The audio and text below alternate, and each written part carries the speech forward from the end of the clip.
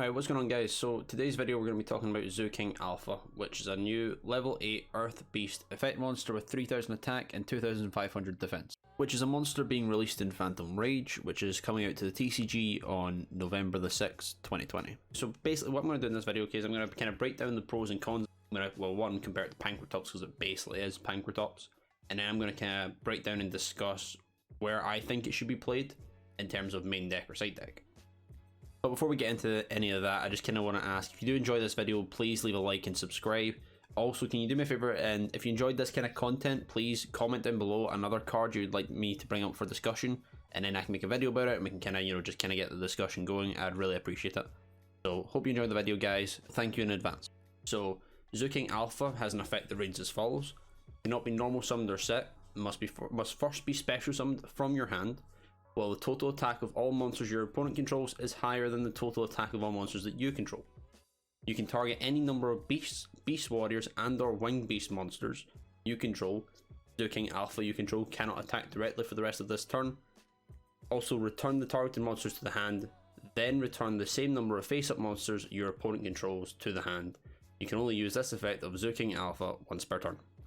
So the pros and cons of this card. So the pros being, this card doesn't target or destroy. It bounces your opponent's monsters to the hand, which means it's an out to Dragoon. Since it doesn't target, it doesn't destroy, it bounces. You potentially, because you bounce your own cards back, you actually have the potential to plus. Or even if you don't plus, you can actually just, if you've got like kind of like a starter on the field that you no longer need on the field, or you don't need it to continue your play for whatever reason, you can just bounce that starter so you got follow up for the next turn. And to be honest, it is just basically extra copies of Pankratops, since Pankratops is at 1. The cons, however, of YuGiOh Alpha is that it's not a quick effect. It doesn't tribute itself for cost, so it can be imprimed or veilered. And to be honest, and unfortunately, it does actually require your opponent to have more attack on the field, like total attack on the field overall than you.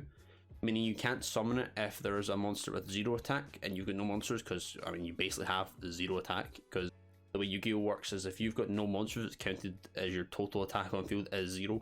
Or if you're playing against, I don't know, Guru for example, and like a face down Guru, you can't special summon this card because they've still got 0 attack on field, if that makes sense, because it's face down. Now this card might seem very familiar, but that's because it's basically Pankratops, as I've said. So what I'm going to do is I'm going to kind of quickly kind of drop a comparison between this card and Pankratops, but kind of just list like the main points, so you can decide whether or not you want to play this card over Pankratops or play it with Pankratops. The main differences are that YuGiOh Alpha isn't a quick effect when Pankratops is. YuGiOh Alpha does not tribute itself for cost when Pankratops does. However, YuGiOh Alpha doesn't target or destroy opponent's monsters and isn't out to Dragoon, whereas Pankratops does target and does destroy monsters, meaning it's not an out to Dragoon. So overall, where do I think this card should be played? Personally, if you're a going first strategy, it's a side deck staple basically. Like, you're not going to be main decking this card, it'll be in your side.